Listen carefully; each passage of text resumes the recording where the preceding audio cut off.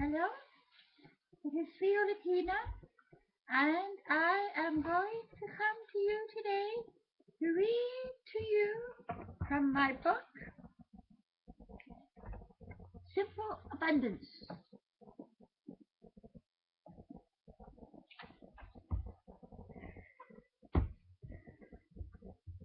May. Let all thy joys be as the month of May. Francis Quarles. The month of May casts her magic spell as spring's promise is finally fulfilled. This month we turn our attention homeward as we continue to weave simplicity into our daily round while reacquainting ourselves with the transformative power of the third simple abundance principle, order. With fresh eyes and a loving, appreciative heart, we reconsider our daily rounds. As we learn to savor everyday epiphanies, we encounter the sacred in the ordinary. Everyday epiphanies. Today a new sun rises for me. Everything lives. Everything is animated. Everything seems to speak to me of my passion. Everything invites me to cherish it. And the Lent close. One of the most famous elegies ever written was Elegy in a Country Churchyard by the English poet Thomas Gray. As the poet wandered through a graveyard at twilight in 1750, he ruminated on the meaning of life, the toil of those who achieve and those who don't, the mockery of ambition, the struggle of both the poor and the rich to be happy, and eventually, what difference it all makes for those whose heads rest upon the lap of earth.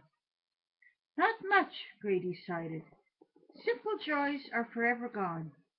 Destiny is obscured. For them no more the blazing hearth shall burn, or busy housewife ply her evening care. The paths of glory lead but to the grave. We should write an elegy for every day that has slipped through our lives unnoticed and unappreciated. Better still, we should write a song of thanksgiving for all the days that remain. Sometimes we are aware of the poet who dwells within us and registers every precious moment of our lives. More often, however, we move through our days in a fog or a frenzy until we're startled into consciousness by an unforeseen threat to something that we hold dear and have been taking for granted. I call these luminous moments everyday epiphanies because they jar us into a profound awareness of how much we have and how much we have escaped and how much there is to be grateful for. Through the mystical alchemy of grace and thanksgiving, what might have become an elegy is transformed into exaltation. Our own recovery or that of a loved one who has been seriously ill. The overwhelming relief after a child who has wandered off, even for a few minutes, is found, safe and unharmed. A reconciliation after a painful breach. The realization of how lucky we are if we are doing work that we love. The rejoicing that surrounds a long awaited rite of passage. The enormous satisfaction that comes after completing an overwhelming task. The serenity that awaits us after struggle is abandoned. Everyday epiphanies encourage us to cherish everything. Today a new sun has risen. Everything lives. Everything can speak to your soul passionately if you will be still enough to listen. You have to count on living every single day in a way you believe will make you feel good about your life, actress Jane Seymour suggests, so that if it were over tomorrow, you'd be content. Living in the house of spirit. How to be happy when you are miserable. Hot Japanese poppies with cornflowers and mignonette, and bed out the petunias among the sweet peas, so that they shall scent each other. See the sweet peas coming up. Drink very good tea out of a thin Worcester cup of a colour between apricot and pink. Rumour Godwin. It was the small things that helped, taken one by one and savoured, English writer Rumour Godwin recalls in her mesmerizing memoir of an authentic life, A House with Four Rooms. Make yourself savour them, she told herself when life was not tidy. Life is not tidy around here today. Schedules are colliding, needs are conflicting, and the house is strewn with real-life refuse, reflecting outwardly the disarray of my mind at this moment. My natural inclination, which I am thwarting with a tremendous act of will, is to start cleaning. But if I stop to clean, I'll interrupt the rhythm of the day. I really only have a few precious hours to work uninterrupted while my daughter is in school.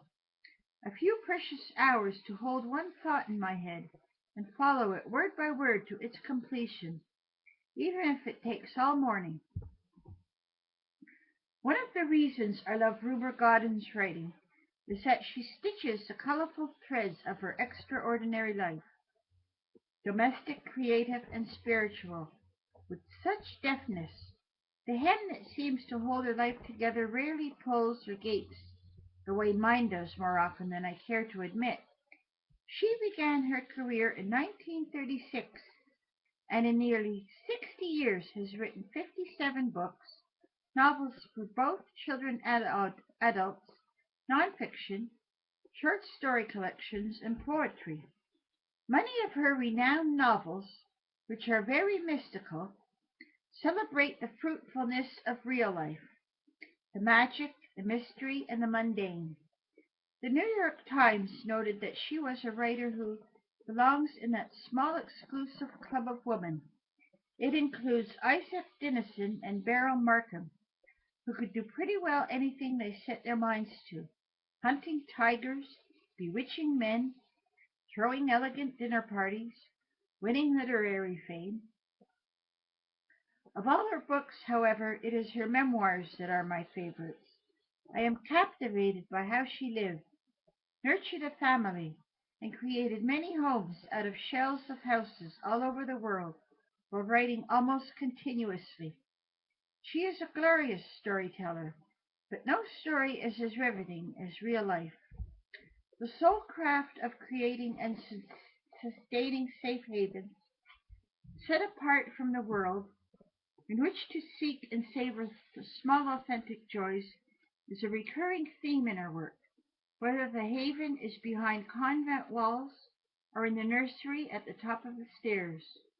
Rumour Godwin's secret to living an authentic life seems to have been dwelling, no matter where she actually kept house, in the house of spirit.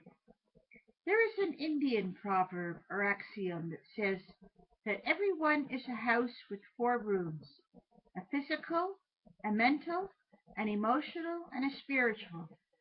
Most of us tend to live in one room most of the time, but unless we go into every room every day, even if only to keep it aired, we are not a complete person. A welcome retreat, home as a haven in a hectic world. During the 19th century, the home was viewed as heaven on earth, a hallowed haven in an uncertain world. When man, woman, or child crossed the threshold, they were safe, not only from injury, wrote John Ruskin, but from all terror, doubt, and division. Today, many of us cast a nostalgic glance backward. The Victorian era seems so calm, gentle, and gracious, so completely opposite from our own. Yet the 4 decades spanning the Civil War to the turn of the century were among the most politically, socially, and economically turbulent years in our history. Why then should a period of such profound upheaval come down to us not only as an age of innocence, but as one of stability and tranquillity? I believe, in large part, it is because of a legacy of love left to us by our great-grandmothers, who reigned over their hearths, as surely as Victoria did over her empire. Victorian women may not have had the vote or the trappings of power, including personal disposable income and independence, but they were the moral, spiritual, and physical center of the home, responsible for creating a welcome retreat of beauty, comfort, and contentment that would protect, nurture, and sustain those they loved. To achieve this, ordinary middle-class women elevated the pursuit of domestic bliss to an extraordinary art form, from white linen Sunday dinners to blue-checked gingham Independence Day picnics. Women approached the domestic arts, cooking, decorating, gardening, handicrafts, and entertaining, not as burdens, but as a form of personal expression and a means of persuasion. Traditions that celebrated the joys of home and family life acted as the mystical mortar that held bodies and souls together in a tumultuous society that was changing at the speed of light. Home is where we start from, T.S. Eliot observed. Today, a century after he was born, home is the place where many women are longing to return, if not literally, then figuratively. Begin believing that the time, energy, and emotion you invest daily in the soul craft of home caring, carving out a haven for yourself and those dear to you, is a sacred endeavor. Life holds no more guarantees for us than it did for our Victorian foremothers. Yet they faced the future with full hearts, determined to create a lasting work of art, a happy, secure, and beautiful retreat of love and laughter. We can too. So that's my reading for me. Thank you, everyone.